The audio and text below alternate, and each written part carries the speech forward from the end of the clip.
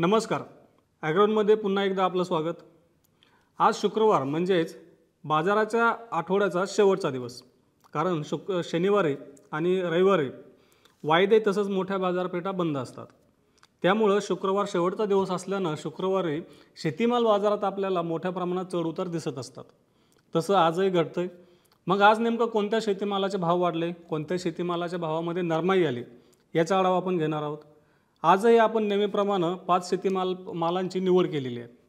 त्यामध्ये कापूस आणि सोयाबीन हे आपली 2 महत्त्वाची पिकं आहेच. पण त्याशिवाय जे आपण मागच्या 2-3 दिवसांमध्ये कमेंट करून सांगितलं होतं की तुम्ही टोमॅटो घ्या, तुम्ही मका घ्या, तसंच आलं पीक घ्या. तर ह्या पिकांचा समावेश आज आपण आपल्या शेत मार्केट बुलेटिनमध्ये केलेला आहे. चला तर मग आपण सुरू करूयात आपलं शेत मार्केट बुलेटिन. साहजिकच नेहमीप्रमाणे आपण आपलं जे महत्त्वाचं पीक आहे सोयाबीन त्यापासून सुरुवात करूया. जसं सुरुवातीला म्हटल्याप्रमाणे आज शुक्रवार आणि शुक्रवारी आपल्याला मोठ्या प्रमाणात चढ उतार दिसत असतात. मग ते प्रक्रिया प्लांटचे भाव असो किंवा आंतरराष्ट्रीय बाजारातले वायदे असो, कारण आपल्याकडे सोयाबीनचे वायदे बंद आहेत. तर आज शुक्रवारी सोयाबीन आणि सोयाबीनचे वायदे आंतरराष्ट्रीय बाजारात म्हणजे सीबॉटवर जवळपास 1% नरमले होते. आपण जर पाहिलं तर आज सोयाबीनचा वायदा सीबॉटवर $13.28 प्रति बुशेलवर होता. तर सोयाबीनचे वायदे $419 कमी झाले होते. आता आंतरराष्ट्रीय बाजारात भाव कमी झाले, वायदे कमी झाले, याचा परिणाम आपल्या बाजारावर होतच असतो. हे सध्याचं समीकरण आहे. आपल्या देशात सुद्धा प्रक्रिया प्लांटनी आज सोयाबीनचे जे काही भाव आहेत ते क्विंटल मागं 50 ते 100 रुपयांनी कमी काढले, म्हणजे भाव नरमले होते. पण जर आपण बाजार समित्यांचा आढावा घेतला तर बाजार समित्यांमध्ये भाव पातळी ही 4,800 ते 5,000 रुपयांच्या दरम्यान कायम दिसले.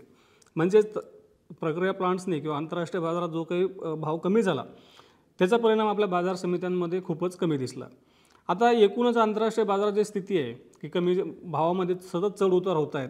यामुळे आपल्या देशामध्ये सुद्धा पुढील काही दिवसांमध्ये आपल्याला सोयाबीनच्या दरात क्विंटल मागे किमान 100, 150 ते 50 रुपयांपर्यंत चढ उतार दिसू शकतात. आपला दुसरा महत्त्वाचा पीक आहे कापसाचा. तर सोयाबीनप्रमाणे कापसामध्ये सुद्धा आज काहीशी नरमाई दिसली. जर आंतरराष्ट्रीय बाजारापाशी बोलायचं झालं तर इंटरकॉन्टिनेंटल एक्सचेंज म्हणजे ICE, ज्याला आपण आंतरराष्ट्रीय बाजार म्हणून दरवेळेस त्याचा आढावा घेत असतो, तर या ICEवर म्हणजे आंतरराष्ट्रीय बाजारात कापसाचे वायदे आज काहीसे नरमले होते आणि वायदे 79.81 सेंट प्रति पाऊंडवर होते.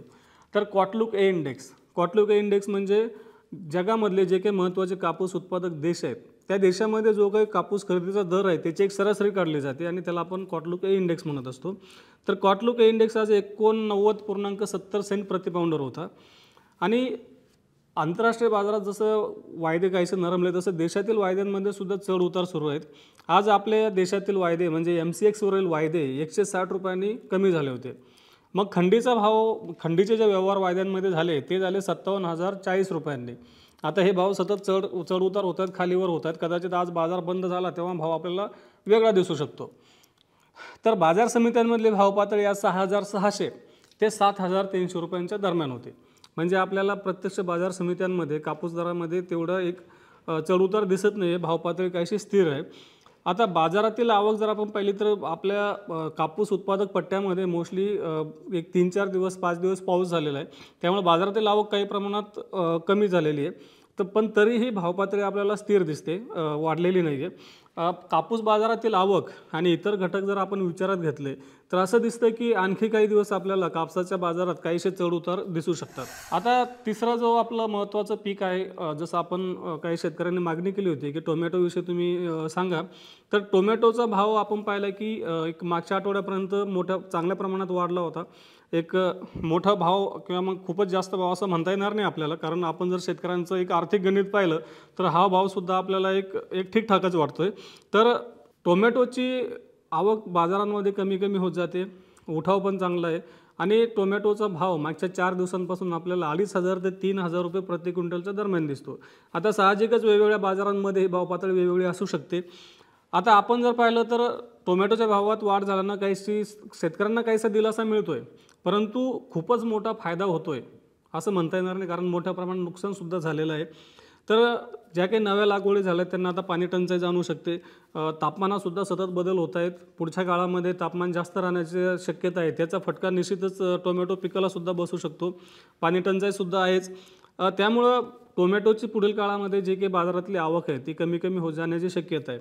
त्यामुळं टोमॅटोच्या दरात आत्ता जे काही सुधारणा आपल्याला दिसते, जो काही भाव दिसतो, ही सुधारणा कायम राहण्याचा अंदाज टोमॅटो बाजारातील व्यापारी आणि अभ्यासक व्यक्त करत आहेत. आता आपण थोडंसं मका पिकाबद्दल सुद्धा बोलूयात, कारण अनेक शेतकऱ्यांची मागणी होती की मका पिकाची सुद्धा माहिती द्या. तर मका पिकाचं उत्पादन खरीपामध्ये यंदा निश्चितच कमी झालेलं आहे, कारण दुष्काळ होता.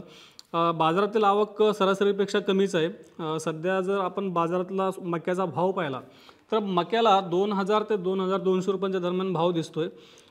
इतर पिकांप्रमाणे मक्याला सुद्धा दुष्काळी परिस्थितीचा फटका बसला. आतापर्यंत पाणी टंचाई बऱ्याच भागामध्ये होती. रब्बीची लागवडसुद्धा रखडली होती.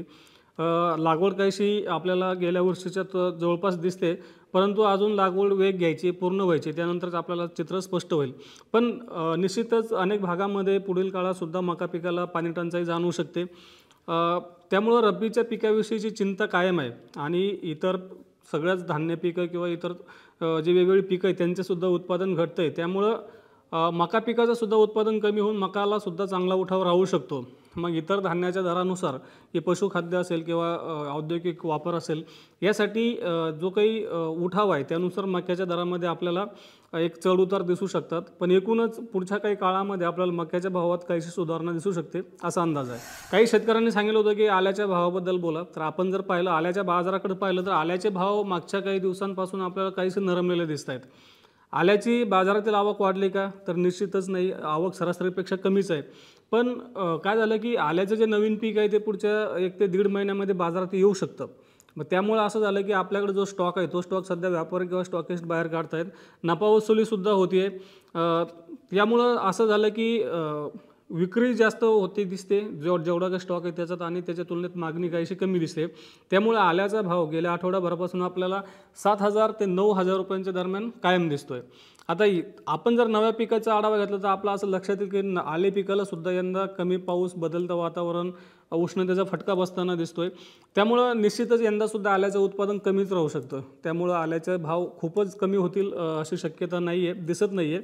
आणि आल्याचे भाव कदाचित पुढच्या काळामध्ये वाढूसुद्धा शकतात असा एक सध्याचा अंदाज आहे. आपली ही जी काही महत्त्वाची 5 पिकं आहेत याचा आढावा आपण आता घेतला. तसंच आपल्याला असं वाटत असेल की एखाद्या शेती पिकाविषयी आपल्याला माहिती पाहिजे किंवा आम्ही त्याविषयी माहिती सांगावं, तर आम्हाला कमेंट बॉक्समध्ये नक्की कळवा. आपण रोज सायंकाळी 5 वाजता शेत मार्केट बुलेटिनमधून आपल्याला वेगवेगळ्या 5 पिकांच्या, महत्त्वाच्या 5 पिकांच्या बाजारभावाविषयी माहिती देतच राहू. त्यासाठी आपल्या या ॲग्रोवनच्या चॅनलला नक्की सबस्क्राईब करा आणि हा व्हिडिओ जास्तीत जास्त शेतकऱ्यांपर्यंत पोहोचवण्यासाठी लाईक आणि शेअर करायला विसरू नका.